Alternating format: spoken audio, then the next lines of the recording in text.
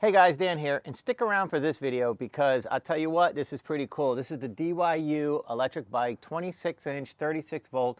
We're going to take it out of the box and do a complete assembly and demonstration on exactly how it works. It's kind of a long video because there's a lot of great information in here.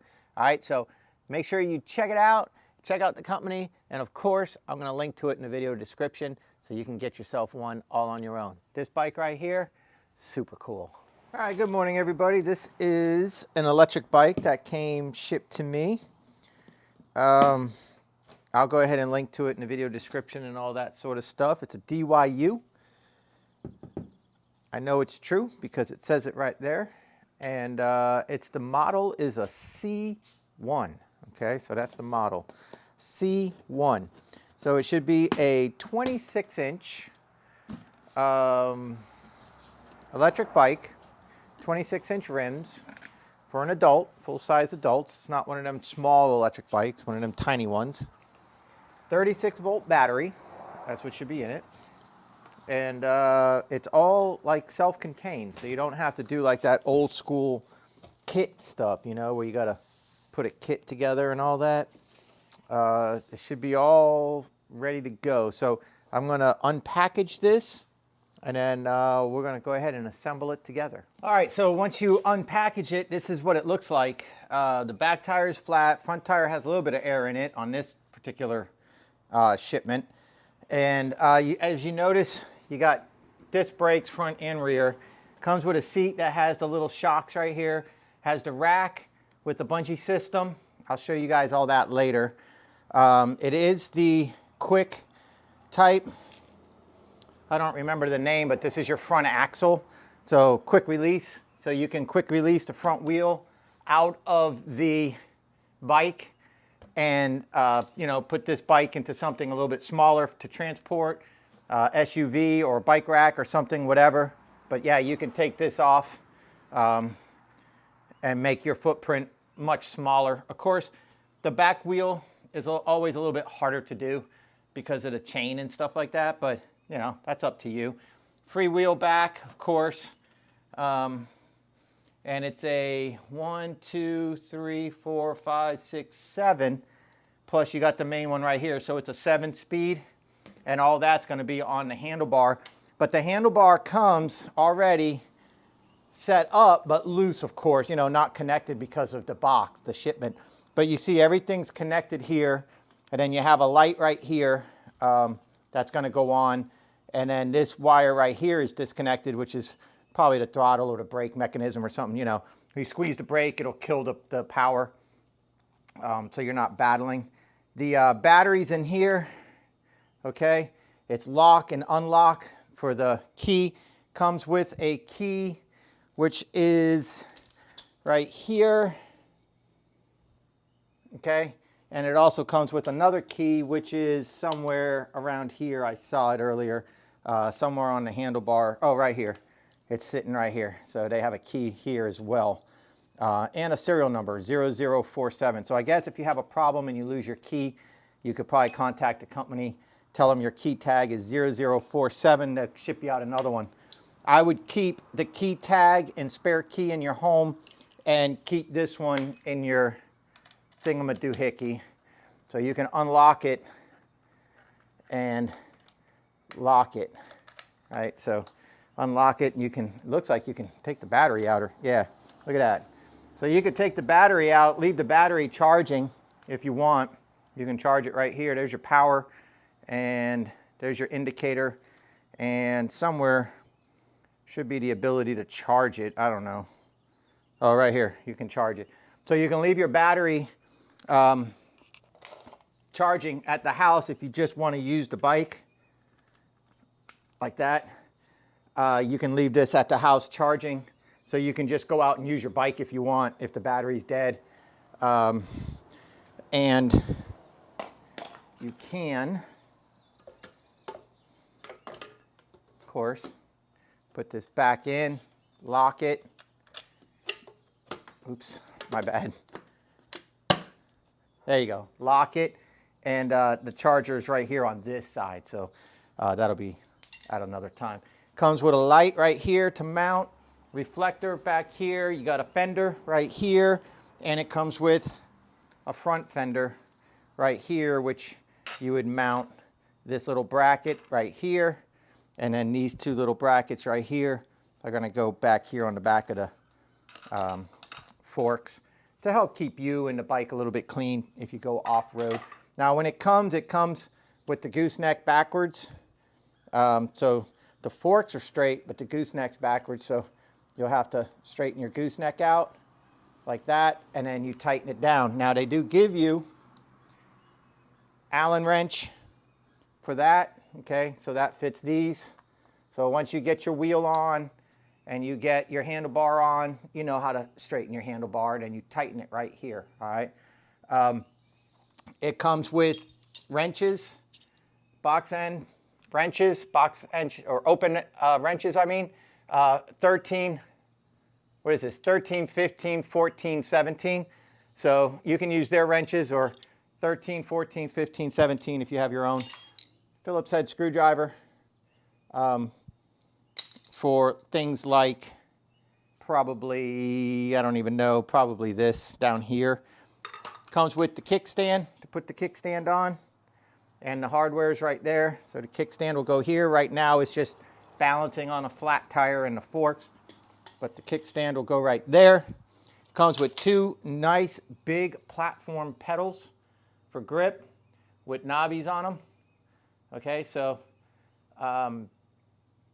they're nice and big, and of course, you know, pedals are side specific. So these are the left, this is the left one, it says left, and that was the right one I just dropped. So that will go there.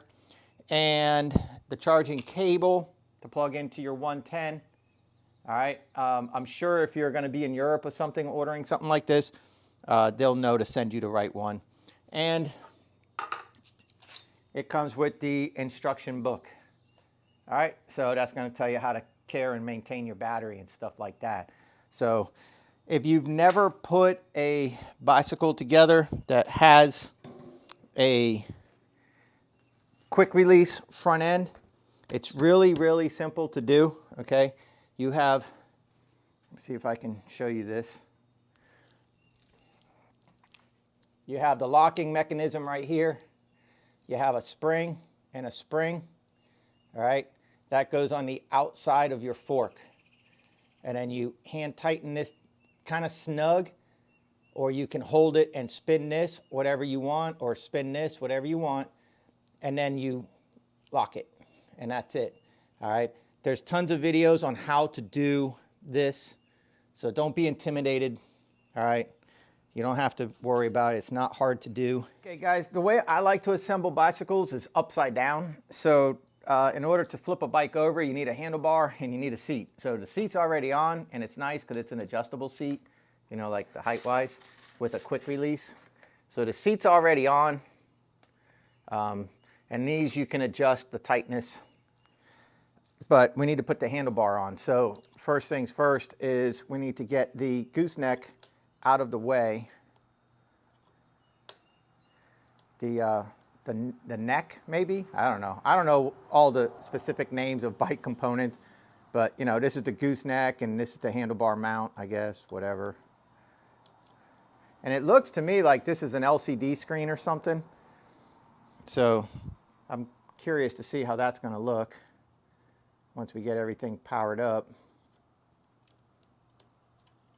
So you have 4 Allen bolts right here. So what you need to do is get them out of your way.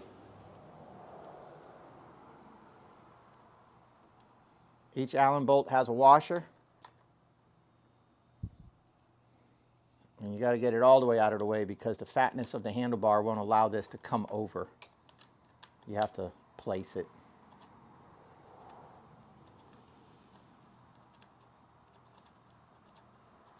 All right, there we go. So now, take your handlebar, being conscious of your wiring. Make sure you're not making it a bad situation. All right, everything looks pretty good. They got this nice, you know, keep safe, whatever you want to call it, for cable management. They got this here looking really nice. So That's pretty cool. You can adjust this to your height later. Okay, so however it's comfortable for you later. The handlebar is knurled in the middle, so when you tighten it down, it's going to grip it pretty well.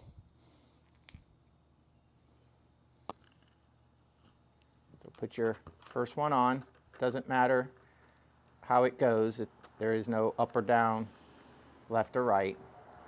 So just get this kind of on there, and then what you're going to look for is you're going to center up your handlebar. Just eyeball it. It's not rocket science. Don't get too bent around the axle. Just for now, you can just snug it up. You don't have to do too much. Just make it nice and snug.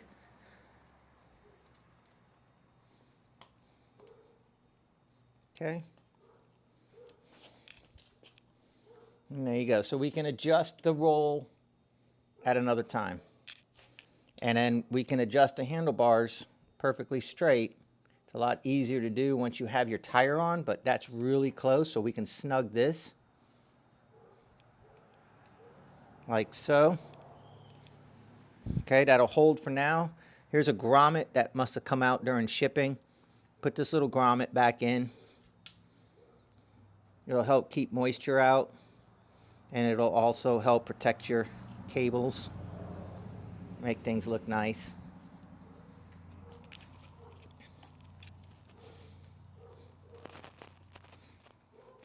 Grommets are not usually the easiest thing to do.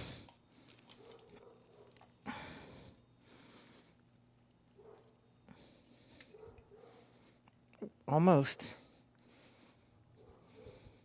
Okay. Well, we got it to this point. I can flip it over.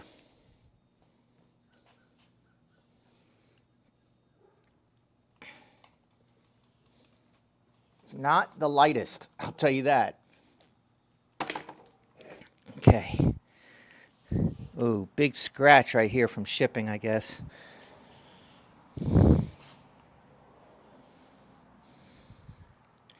Trying to figure out, oh, okay, so the kickstand goes on this side. So this actually goes over here, like that. Too easy. And I got to switch the pedals over because I flipped the bike over. So this pedal goes here. And remember, they might be opposite thread, you know, so they don't come loose on you while you're pedaling.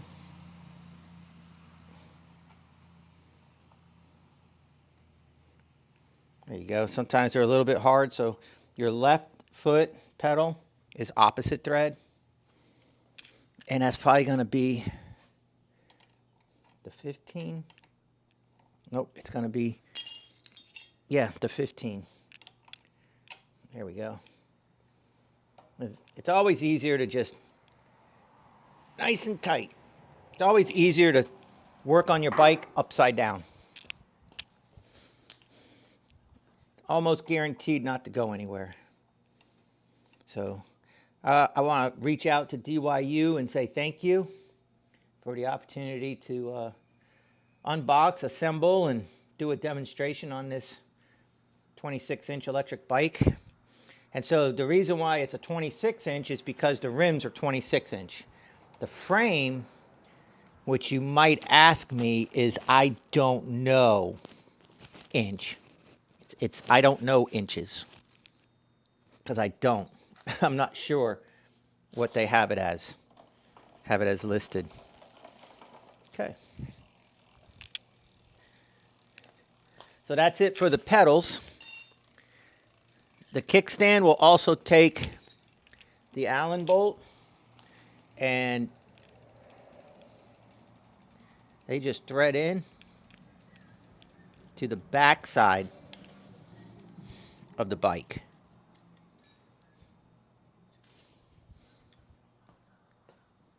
So the kickstand itself is the threaded piece.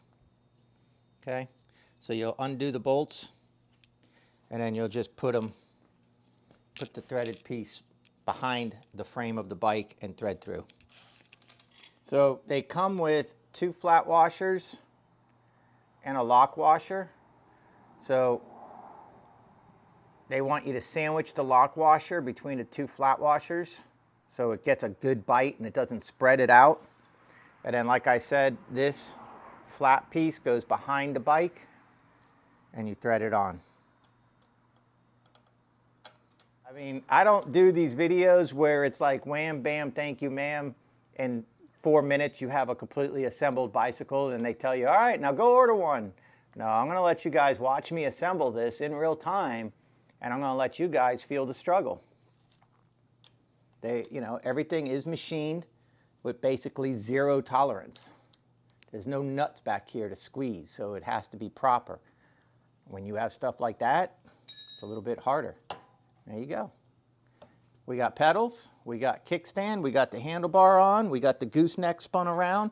Now we need to put the front wheel on. All right, but before you put your front wheel on, you have the option of installing the fender they give you.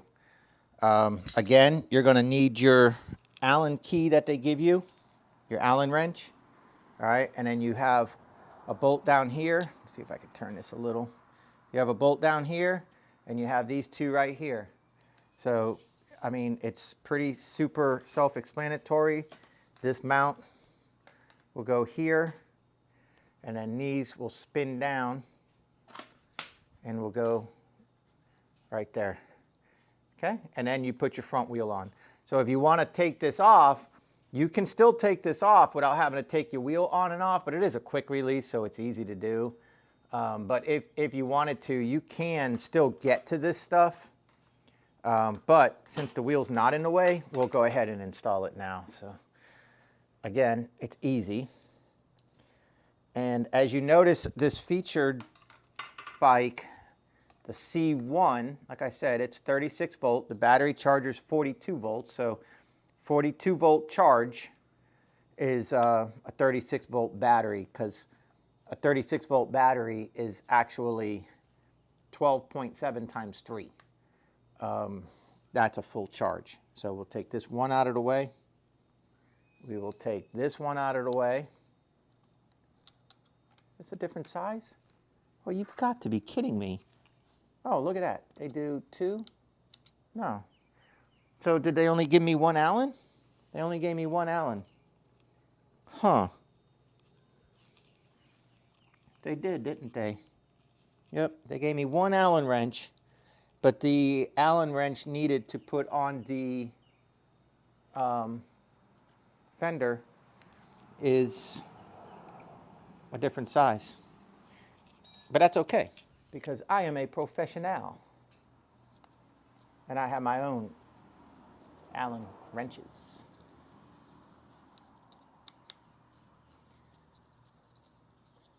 Now, when it comes to putting a wheel on your bicycle or on and off, and that has disc brakes, there is absolutely nothing you have to do. You don't have to do any squeezing together of the calipers or anything like that. You know, like an old school style, you have to squeeze the calipers together and pop the cable out to make the brakes come apart, or you have to let the air out of the tire and then squeeze the tire out between the brake shoes. When it comes to a disc, the disc just slides right in and out, in and out, in and out. Too easy. Now, I do have to look to see for packaging purposes, do they have this all kind of crazy or not? I don't know. That's what we need to figure out. But now this goes like this. And it's on a slide rule here, okay? So you can adjust this to make sure that you have clearance on your tire. So you don't want it to be too far away that it's ineffective, but you also don't want it to rub your tire, because some people get really big tires and some people get smaller tires. But whatever the case is, you want to make sure that it's pretty snug, pretty close to the tire. Oh, now that I have it started, I can put a little twist on it, snug it up a little. Oh, I hear an electric bike.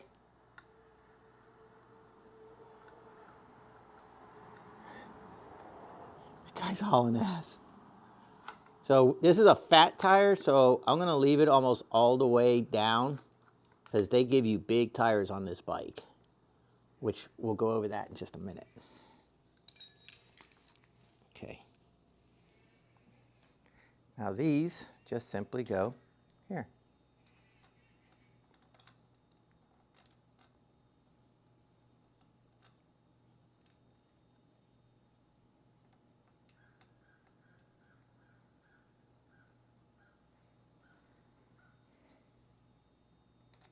Guys getting it all figured out?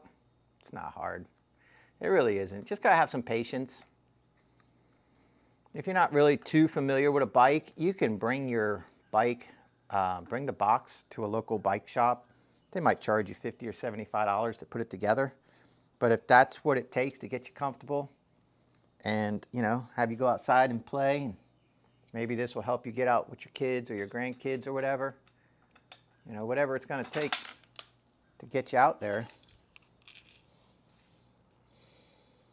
I can tell you the biggest problem that I'm having is I'm righty, not lefty.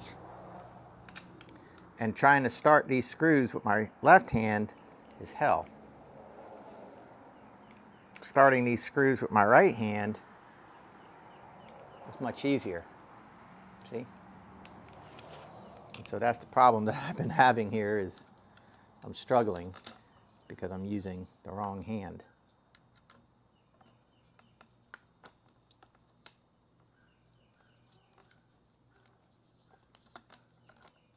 Wow.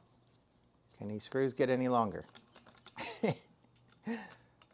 goodness. All right. I'm trying to do it by hand some. Like I said, they're machined with like 0 tolerance, which is good because when they're tight, they're not going to come loose. But getting them tight. Oh, look at that. It bottomed out. Why did it bottom out already? Huh. What happened there? That's not right. I might actually have to read the instructions because that is definitely not right. Wonder if they gave me the wrong screws. It bottomed out before it tightened down, and that is a no-go. Definitely not going to have that. Almost like I have to cut the screws.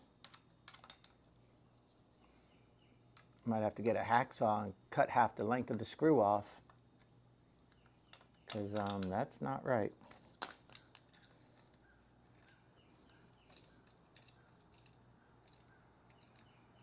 So we'll snug it up as if it's right and we'll continue on and then we'll see. I'll look in the book and see if I messed something up. But I don't know what I could have messed up, but that's it. That's tight. Okay. Let's turn it this way. Now the fork comes with this in it. All this is to keep the forks from collapsing during shipment. Just go ahead and take this out of your way. Okay, and that's garbage. So basically what you see here is the axle situation. Pretty much the same thing.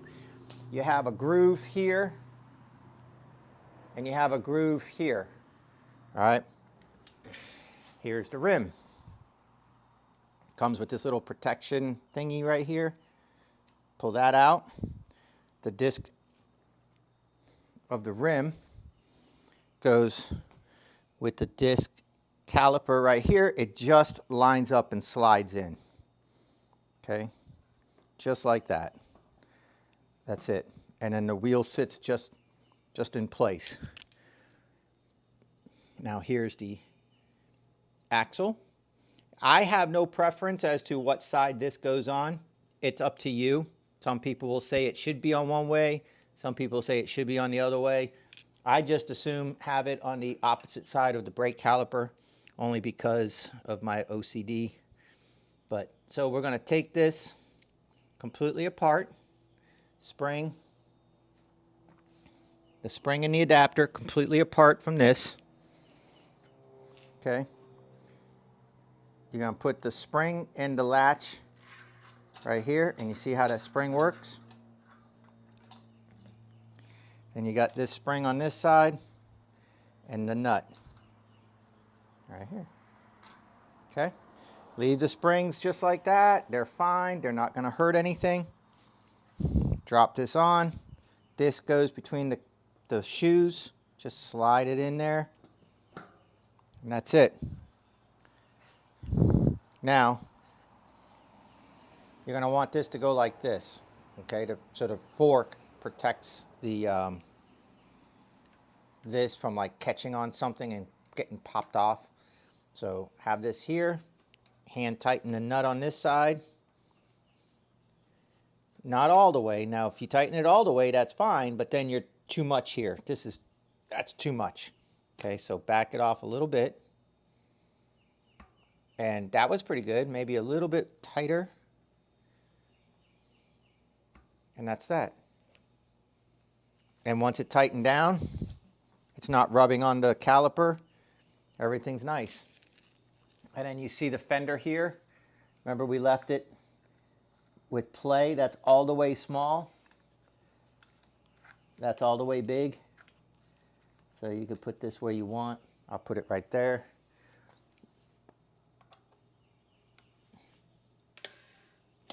And there's the first brake. That was the first use of the brakes. Comes with the front suspension. I mean, come on now, these are not going to be the most amazing suspension setups ever.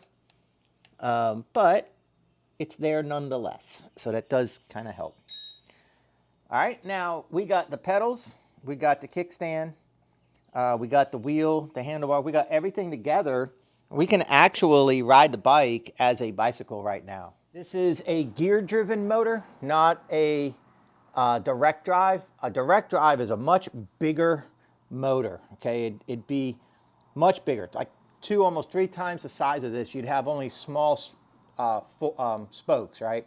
And a direct drive motor is magnets that's always kind of opposing, but then when you apply the electric, they attract, and that's what makes the motor spin. It turns the attraction.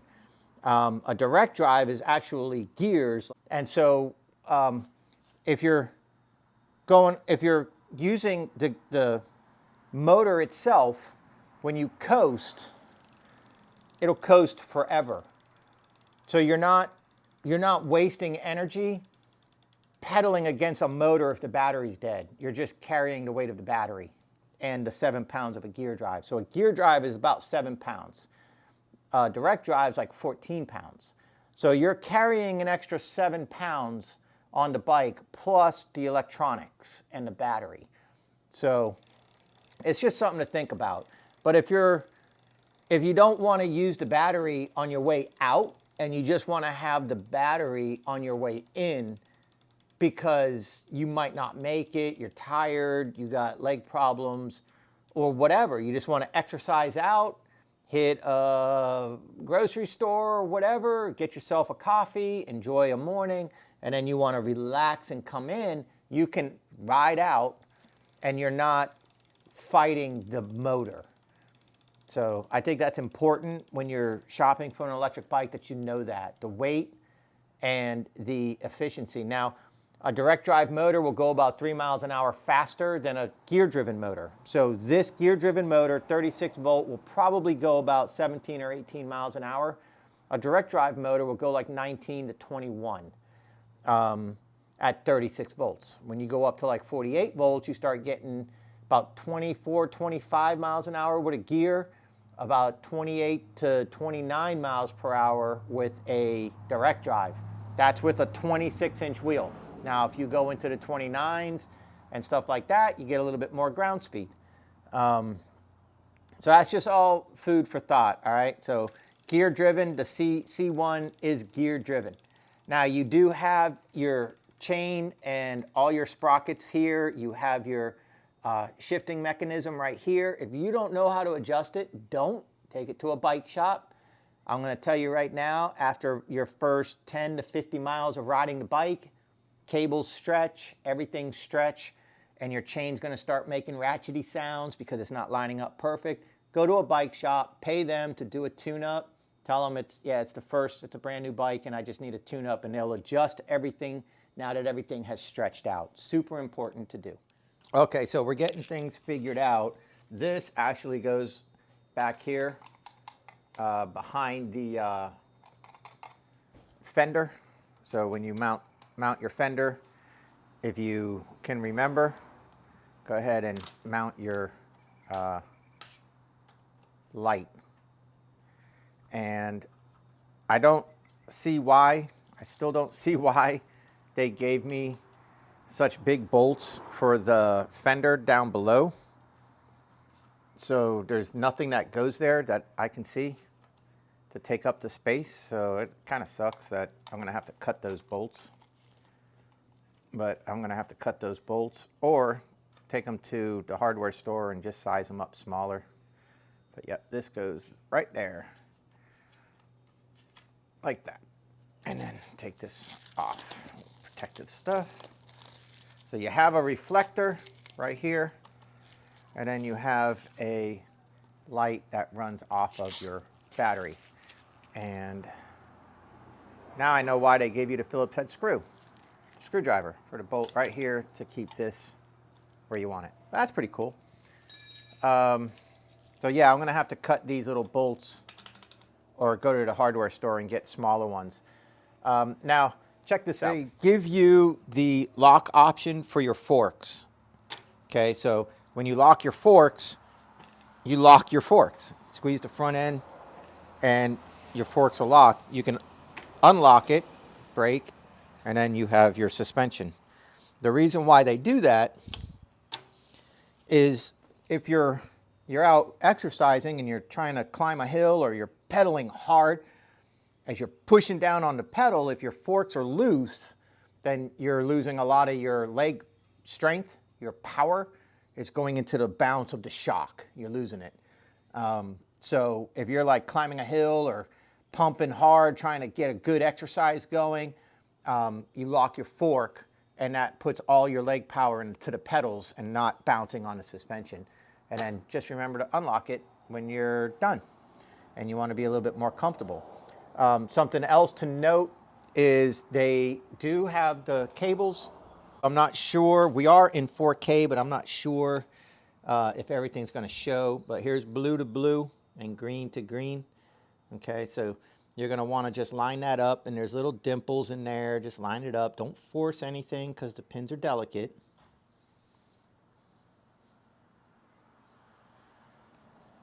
And they are watertight connections. So it's okay, you know, if you get caught in the rain, you get caught in the rain. Don't worry about it. You're not going to get electrocuted or fry the bike. But like I told my son, these are not to go mudding or anything stupid. It's still, you know, electronics. This grommet right here I'm talking about, I don't have it all the way installed. Now I do. There we go. So you just got to kind of work it in. Just use your finger. Kind of just work that in a little bit. And then, yeah. So these bolts right here, got to fix that. Also comes with a bell, so you can set your bell up.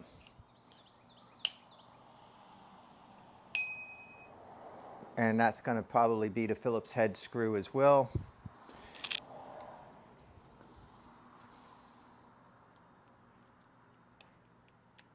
Yeah, so that's nice. Let people know that are out walking their dogs and stuff that you're coming. You got to remember, man, you're coming up damn near 20 miles an hour. You know what I mean, Jelly Bean? All right, guys, let me do a quick rundown demonstration on how everything works, right? So right here is how you shift gears, pedaling like a normal bicycle. Your thumb, your finger, all right? This is your rear brake. This is your front brake, just like a normal bicycle. But right here is the meat and potatoes. So this is your thumb throttle. So the more you apply, the faster the bike will go, okay? If you hold it at a certain spot for 8 seconds or more, when you let go, cruise control will take effect. To cancel cruise control, hit the throttle or hit a brake. You'll see there's electrical cables going to the brakes and you're wondering why. That's why. The brakes will turn off the electric motor. All right, so if you want to use the electric motor, then here's what you do. Long hold this button right here, the power button, and it'll fire up. Now, hopefully you guys can see everything, but if you can't, I really apologize. It'll start off with kilometers an hour. So if you hold the power and the M button right here, if you hold these two, 3, 2, there it goes. Switch to kilometers an hour. Hold it again, 3, 2, 1, miles per hour. There you go. This is your battery level right here. 1, 2, 3, 4, 5 out of 5. So each one is a 20%. That's your speed, 0 miles per hour. All right. Also on this power, M for mode, and then up here is the light. I know you can't see it, but this turns on your headlight and it's pretty darn bright. Okay, now let's get back to the M right here.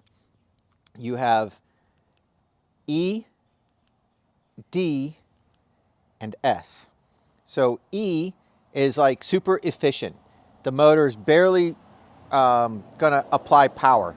If you don't pedal at all and you give it full throttle, you're gonna go like 9, 10 miles per hour, okay?